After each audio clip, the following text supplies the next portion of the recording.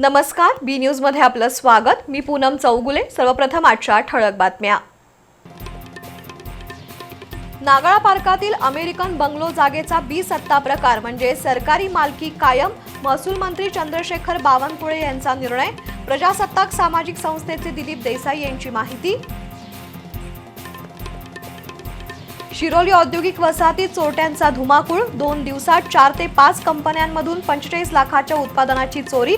उद्योजक हवालदिल। पन्हाळा ग्रामीण रुग्णालयातील अधिकारी कर्मचाऱ्यांसाठी बांधलेली निवासस्थानं धूळ खात पडून वापर नसल्याने प्रचंड दुरवस्था झालेल्या इमारतीच्या दुरुस्तीची गरज। कणेरी मठावरील सिद्धगिरी हॉस्पिटलमध्ये झाली अत्यंत दुर्मिळ ब्रेन बायपास शस्त्रक्रिया। 17 तास चाललेल्या शस्त्रक्रियेतून 50 वर्षाच्या महिलेला जीवदान।